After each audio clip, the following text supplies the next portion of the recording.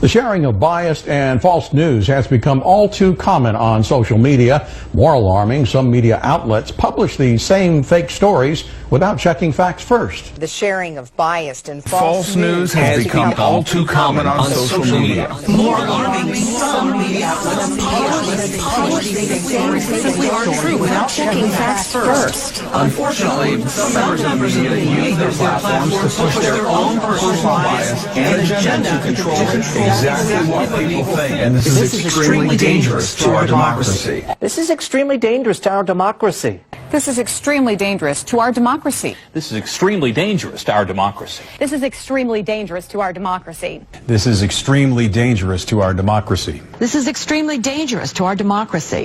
This is extremely dangerous to our democracy. This is extremely dangerous to our democracy. This is extremely dangerous to our democracy. This is extremely dangerous to our democracy. This is extremely dangerous to our democracy. This is extremely dangerous to our democracy. This is extremely dangerous to our democracy. This is extremely dangerous to our democracy. This is extremely dangerous to our democracy. This is extremely dangerous to our democracy. Not only have our media corporations been funded and owned by high-end Illuminati elites and puppets like the Rockefellers and Robert Maxwell since their inception, but this same system of control also remains today. Even outside of the United States, in nations such as the United Kingdom, a handful of Illuminati cabal billionaire elite puppets own all media corporations. These media corporations receive huge amounts of their funding from major trusts and foundations and from major corporations through advertising. The level of infiltration is outstanding, and all you have to do is follow the money and you will find the same individuals and foundations at the top. And most people understand and recognize this. The problem is that many believe this level of ownership and control primarily extends to the reach of political bias and stops there.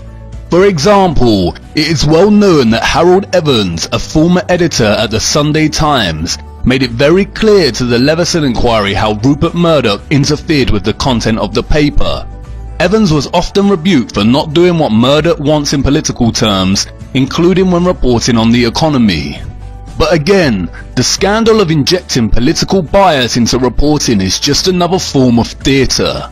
Remember, the Illuminati elites own it all, and in reality right and left are just two wings of the same bird.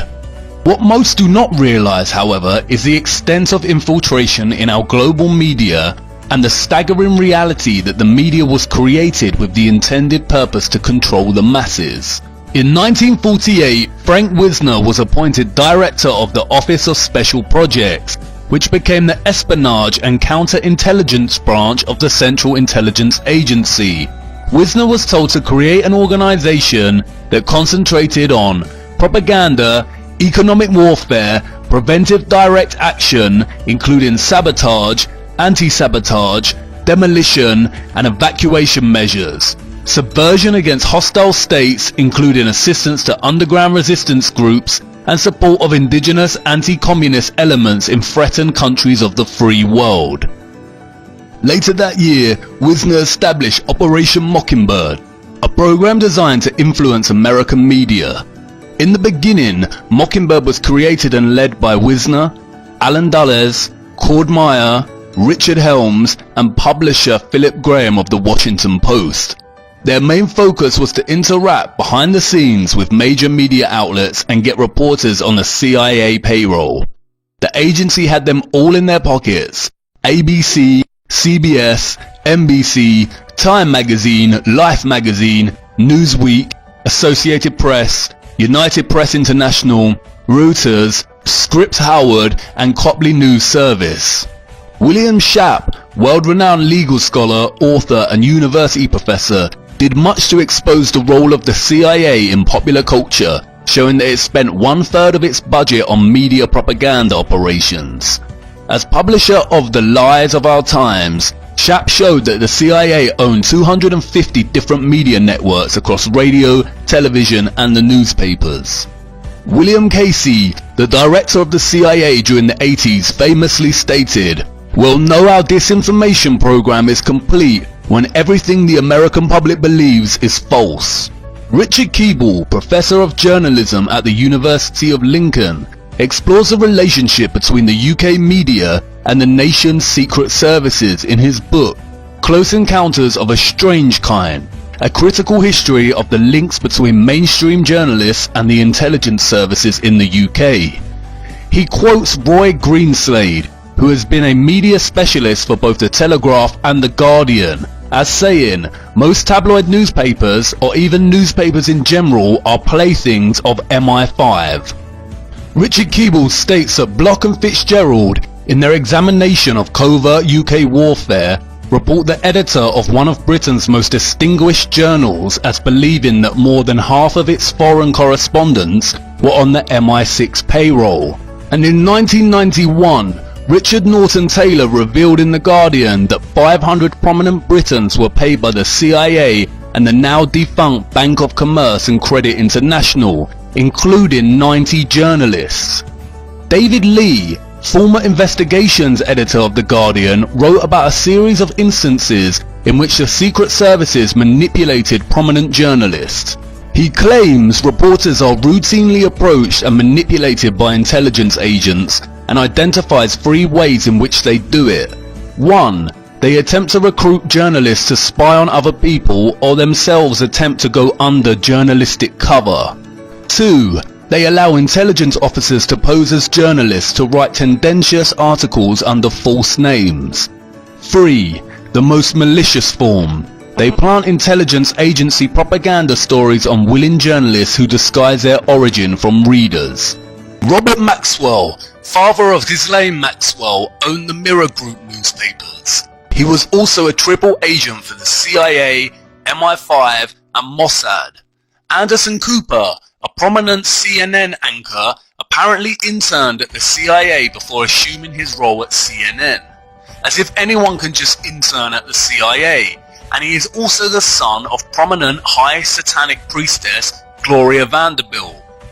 Similarly, there is a striking coincidence in the time frame from when the Pentagon DARPA-run LifeLog operation was shut down and when Facebook was launched. LifeLog aimed to gather in a single place just about everything an individual says, sees or does. Out of this endless ocean of information, computer scientists would plot distinctive routes in the data, mapping relationships, memories, events and experiences. This is in essence the same thing as Facebook. The LifeLog project was cancelled by DARPA on February 4th, 2004, the exact same day that Facebook was founded. They want you to believe some loser geek invented Facebook at Harvard, when in reality it was born from the secret military-industrial complex. Disguised as social networking, it is a subtle propaganda machine of control, influence, data collection and surveillance. Again, all of this points to infiltration instead of invasion. They know, as of today, and I say as of today at this hour, we have 33 confirmed positive tests for the virus. Yesterday we had 22 cases. Today we have 33 cases, so it has gone up by 11. That brings, those are 11 new cases. 22 goes to 33. As we sort through this here in Arkansas, today we have 33 confirmed positive cases in Arkansas. As of today, we have 33 confirmed cases with Boston residents. We expect those numbers to climb. As of this afternoon, we have 33 Pennsylvanians who have tested positive for COVID-19. So as of this morning, there were 33 confirmed cases in North Carolina. Evening to you. Lots to get to tonight. I'm Leon Hendricks. We want to start with new information into our newsroom. Within the past couple of hours, there are now 33 confirmed cases of the coronavirus in Michigan. Good evening, everyone. Thanks for joining us for the news at 6. I'm Richard Gearhart. Karina Corral has the night off.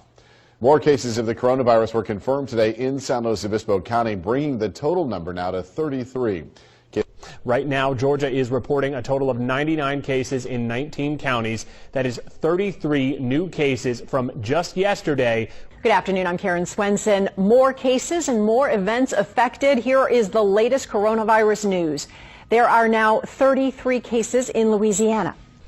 As expected, the number of cases of COVID-19 jumps. A total of 33 people in our state have been tested and are confirmed to have the coronavirus. Day 4 of the shelter-at-home order brought 6 new confirmed cases of the coronavirus to San Luis Obispo County, bringing the total number to 33. All troopers will be professional, polite, and will treat everyone with dignity and respect. These latest steps as the number of confirmed COVID-19 cases in Rhode Island jumps by 33 overnight. If your email inbox is out of control and you've given up sorting it out, a Baltimore company thinks it has a solution for you. Could this be the end of email overload? Could this be the end of email overload? Could this be the end of email overload? Could this be the end of email overload? Could this be the end of email overload? Could this be the end of email overload? Could this be the end of email overload? Could this be the end of email overload? Could this be the end of email overload? Could this be the end of email overload? Could this be the end of email overload? Could this be the end of your email overload? Could this be the end of email overload? Could this be the end of email overload? Could this be the end of email overload? Could this be the end of that email overload? Could this be the end of email overload? Could this be the end of email overload? Could this be the end of email overload? Could this be the end of email overload? Could this be the end of email overload?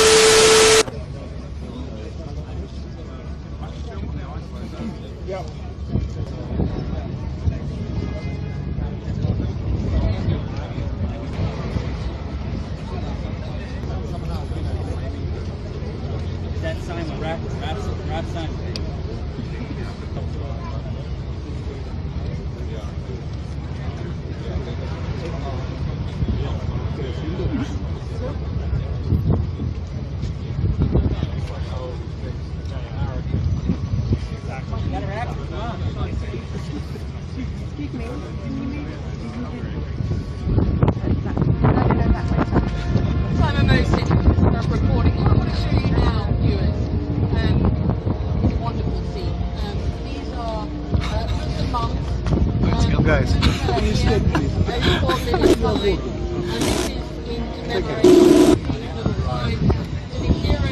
Reporting. What I want to show you now, viewers, is a wonderful scene. These are Muslim mums. There's a little fella here who's bought a little sign, and this is in commemoration. You can see his little sign to the heroes of London. There are flowers on the street here. Ladies with hashtag turn to love, hashtag ISIS equals enemies of Islam, hashtag ISIS will lose, hashtag turn to London. And I think a poignant scene, and a scene we should sit on just for you viewers to understand exactly how people feel here on the streets of London, so close to what were such brutal attacks last night. These supposed coincidental headline and update echoes between news anchors and reporters sounds very scripted, because they are. Just in the same way the ethnic inequality stand was staged in London. The media complex is a highly compromised industry that ultimately has the most power over the entire world. It is in the grips of the Illuminati, compromised secret services, a select handful of billionaires, and carefully disguised plants. Whatever they say, we believe. It is truly the most powerful entity in our world, and its grip extends far beyond journalism. On the 18th of October 2019, a high-level pandemic exercise called Event 201, hosted by the Bill and Melinda Gates Foundation, gathered some of the big shots of the world to run a simulation and plan in the event of a global pandemic. They used the example of a coronavirus. What foresight they had. Even the stuffed toys they handed out on the day looked similar to the media's representation of COVID-19. In segment 4 they discussed communication strategies. They began with a mock news report and then discussed how to control and disseminate information. Here is a clip. Okay, others, yeah, Jane. Yeah, so can I agree with that? And my fact did come from the Edelman Trust Index, you'll be pleased to know, but also borne out by the work I've done as a CEO in my time. Can I also add that I think there are real technology opportunities here. I personally do not believe that trying to shut things down in terms of information is either practical or desirable. And we do have, I think, a couple of strategies that are available to us, one of which is the flood strategy, second of which is relying and informing and equipping trusted sources of information with the facts so they can then pass that on. But we also need to actually think about a technological answer to this. So there is work that's being done to actually create algorithms to sift through information on these kind of social media platforms. And I know that the Gates Foundation and others are funding organisations to work on things like this in order that people can actually have more confidence in the sources that they will use in any event. And then another issue, I suppose, is just through that, if you have a trusted source, I believe in the idea that we shouldn't be trying to control communication, but rather flood the zone, in a sense, with a trusted source that then is influential community leaders as well as health workers, as Brad noted, and others on these issues in order to try to amplify the message that's coming through. And flooding good information. So I think one of the ways that we need to approach this is to make sure that we have the right representatives on traditional media networks in order to portray our side of the story and make sure that there isn't misinformation. That's a manifestation of flood. Chris? Sorry. No, I think a complementary tactic, too, is to tap faith-based organizations and civil society and other institutions to recruit them also to basically, almost at a grassroots level, continue to basically have the integrity of the information. The champion for TB in South Africa is Nando's Chicken. And so I think as we think about these large atypical players who have no credible vested interest in this issue but have a strong voice that's economically differentiated for their... You see here they talk about flooding the zone. This is a propaganda technique in which the government officials, the media and others literally flood our zone with the same messaging. It operates on repetition to create a consensus of belief. It can instill both fear and reassurance and works to shape our understanding of the world. They also talk about employing trusted voices to enforce their messaging. Trusted voices primarily take the form of organization officials, spokespersons, celebrities and famous individuals in whom we trust and admire. That's why Leonardo DiCaprio and Tom York are great puppets to promote action for climate change, another silly hoax. And Beyonce and John Boyega lead the way to enforce dangerous, divisive social movements like Black Lives Matter. We have seen so many celebrities from Lady Gaga, Piers Morgan and many others reinforce the importance of following the rules during the COVID-19 pandemic. Celebrities and Hollywood stars, as we have seen, are complicit in the satanic Illuminati complex, and they have everything in the world, but there will be times when they are called upon to do the work of steering our minds in certain directions. It is these same tactics of manipulation that we see in the coverage of Flat Earth. Throughout the last 5 years, as Flat Earth was gaining popularity and people were beginning to question the absurdity of living on a giant spinning space testicle, many took to social media platforms such as YouTube, Facebook and Twitter to collectively start exploring the notion that our Earth is not a globe. Let's examine the media's response to this and the use of trusted voices. To be going backwards. Like you talk in the book about how we now have to listen to people saying the Earth is flat. Yeah, yes, that's one of the pieces in there is about the new Flat Earth International Conference. It isn't a conference from the 14th century. This is a conference that started, I think, in 2017. And it is a growing thing, and that's because people are so contrarian, people are so willing to believe unsubstantiated things that have websites, that they are now going back on the conclusion we have all rightly drawn about the shape of the planet we live on. And that people are sort of going, and by people I mean idiots, are saying, I'm a questioning person, so why am I going to go along with this idea that the world is round? Well, I'll tell you why, because people went up in a rocket, looked out of the window and took a bloody photo. Put aside the fact that we've taken photographs of it. and you can see a horizon. And not only can you see the horizon, but you can see things move behind the horizon or in front of the horizon, depending on the height that you choose to look at the things.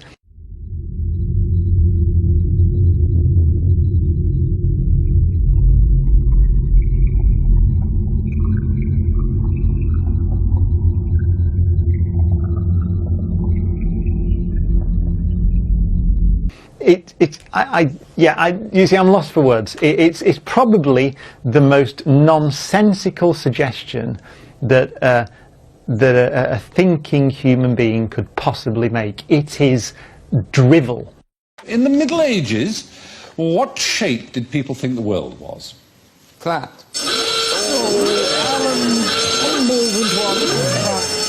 I know we all think they did, but there's absolutely no evidence whatsoever. They all thought it was round. They all wrote about it as round. The Greeks knew that it was round. Round and flat? No, they thought it was a sphere. The Greeks knew it was round, he says. Chaucer knew it was round. Roger Bacon wrote about the curvature of the Earth in the 13th century. You see, almost no one in the history of the world has believed that the Earth is flat.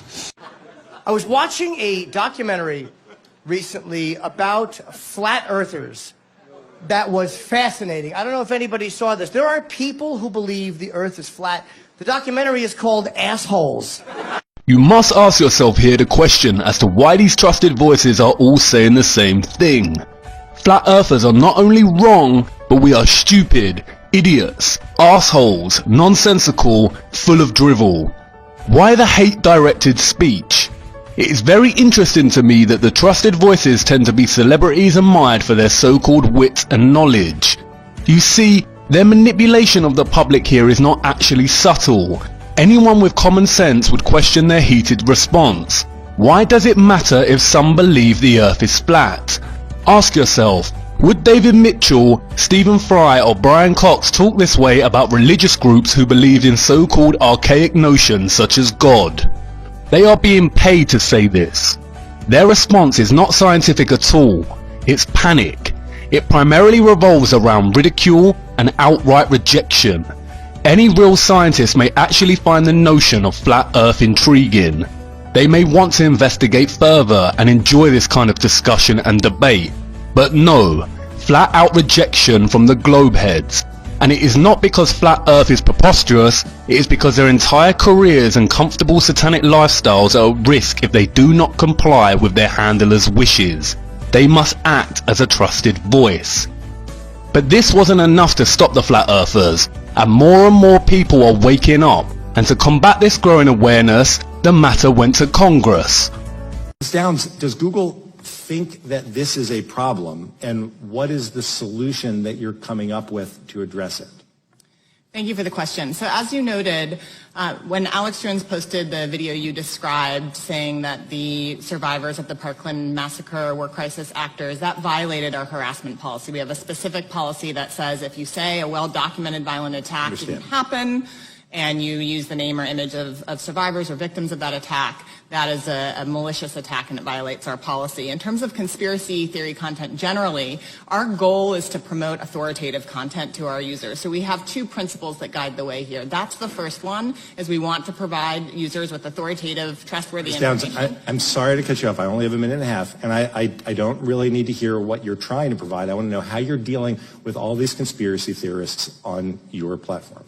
So the first way is by demoting low-quality content and promoting more authoritative content, and the second is by providing more transparency for users. So we're introducing boxes that provide factual information at the top of results that have shown themselves to turn up a lot of information that is counterfactual, such as searching for the Earth is flat on YouTube, where you see a lot of... Your response is to put a box saying, nope, the Earth is not flat. Correct. Okay. Again, ask yourself, if flat Earth is false and a conspiracy theory, why is it specifically being discussed in Congress? Did they also discuss Bigfoot and aliens? This is Juniper Downs, the global head of public policy and government relations for YouTube. The Congress session dressed itself up as attending to the matter of disinformation, when in reality it was a call for censorship. Furthermore, when trying to view this video on YouTube, you receive this message. Let's look at the ways YouTube censors flat Earth. First and foremost is the manner in which they use algorithms to promote manipulative content debunking flat earth, miserably might I add. All of the content on the first page focuses on debunking flat earth. Videos such as destroying flat earth without using science, not even debunking, destroying. Look at this Vice feature on flat earth. Look at the cover photo. It already sets the viewer up for rambles of what appears to be a crazy man. Based on what they're showing us, it seems very fake. When we're being presented with things like the moon landing footage, and you've only got to look at it with a critical eye to see that it's done on a set.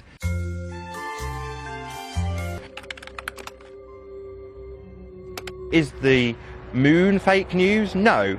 But does the moon have fake news surrounding it? Yes, absolutely.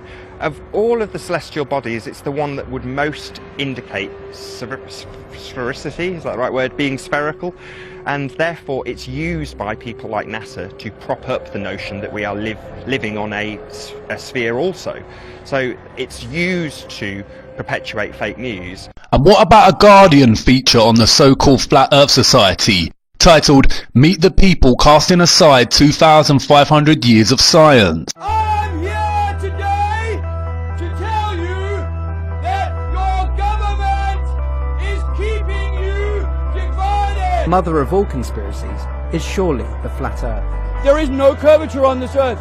It cannot be measured. I wonder if you could describe to me your circumstances when you started to look into this. I've spent the last 15 years looking for truth. My midlife crisis about that time. Everyone gets to that point in their life, you know, around about 40 odd, that you start wondering, you know, what is this all for? What am I doing here? How did your family take the news? My son went off and did his own research, came back and he said, yeah, I agree with you. And my ex-wife actually thinks I'm crazy. She thinks I'm mentally ill. It's not craziness. It's literally what a true scientist should be like. Should be open to everything. Before you became a flat earther, did you feel part of society? No, increasingly I've removed myself from the society because it's a wicked society. It's evil in places. You just have to turn on that hypno box, you know, in the corner every night, and you'll see the wickedness. And what about the BBC's coverage of this topic?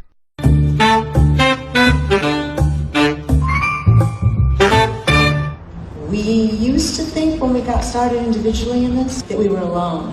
We have one thing in common. We live on a flat plane.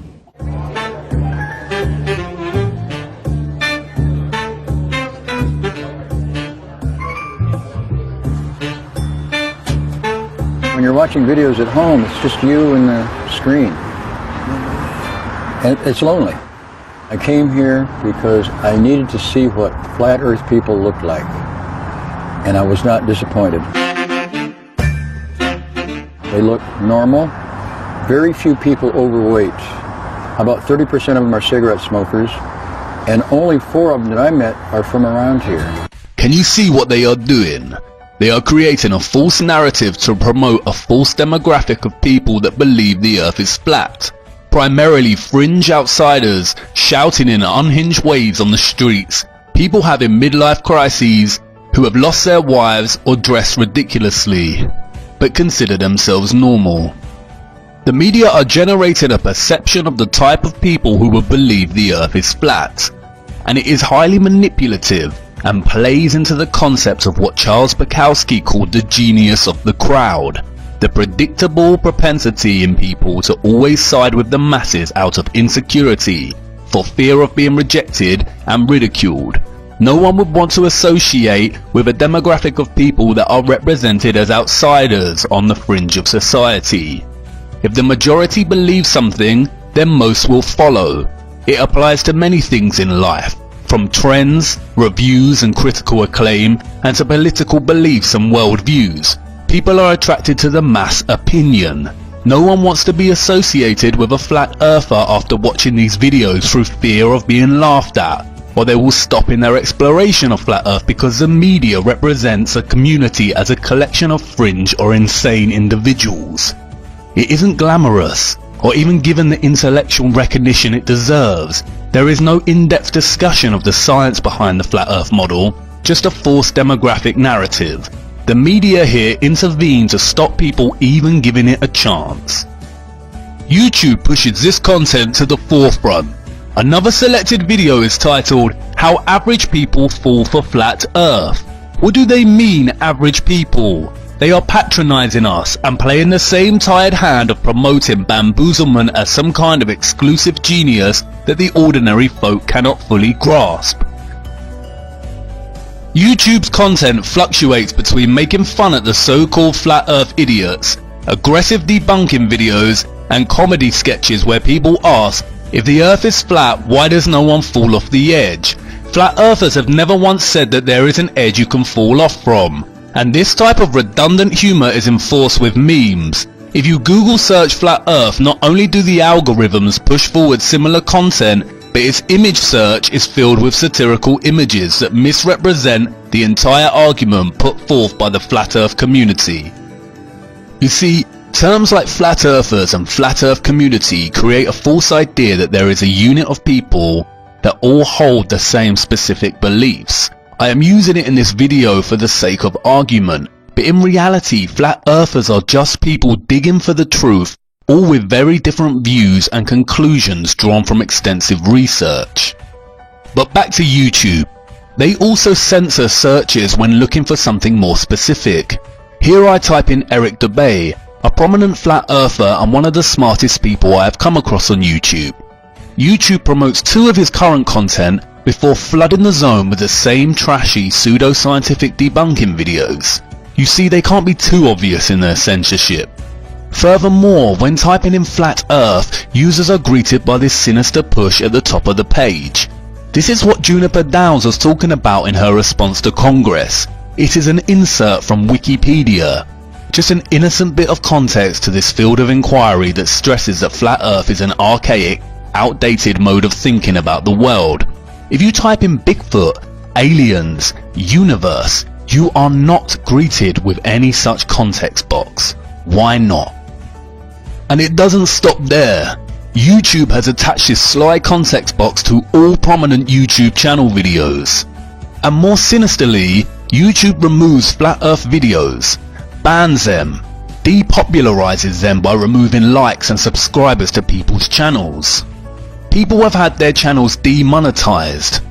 Making videos is a lengthy, arduous process, and especially in relation to flat earth content, it requires a vast amount of research, time and effort. And yet YouTube deems it appropriate to defund these channels, but at the same time allows other YouTubers such as Jeffree Star to rise to fame. Near the butane. Amazing. We're gonna put up a picture of me and Nathan, just so you can stare at us while I get high. Be right back. Screenshot where someone on her wedding video, which this is like your special day, honey, asked, I bet you Jeffree Star is at home watching this. I'm actually not, baby. I'm busy running a multi-million-dollar company, or maybe 5 companies, and I'm a little busy over here filming and just, you know, living my life. But someone wrote, I get Jeffree Star is probably at home watching this, or something like that. I'll throw up a screenshot right now. And she, Miss Thing, had to write Jeffree who with a wink, and I'm like, that's all you can say, Jeffree who? How about Jeffree that had the lipstick in Sephora with my motherfucking name on it with your company for the last 10 years? How about Jeffree that's in all your books, all your memories? Like, girl, because she was always the friend that had the nicer stuff. And Jeffree Star is an online makeup personality whose videos further intensify society's growing vanity and self-obsession, and who frequently talks about others in denigrating ways, pointing out their supposed ugliness, and who promotes hypersexualized content such as the orgy collection. You see, Google, YouTube and others like Twitter are not truly social media platforms. The way they behave with their censorship actually classifies them more in line with publishers than platforms.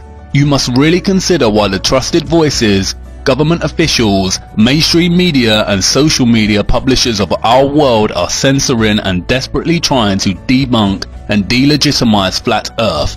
It is panic. They've been talking down new sources of energy. They dismiss wind power. They dismiss solar power. They make jokes about biofuels. They were against raising fuel standards. I guess they like gas guzzlers. They think that's good for our future. We're trying to move towards the future. They want to be stuck in the past. And we've heard this kind of thinking before. Let me tell you something. If some of these folks were around when Columbus set sail,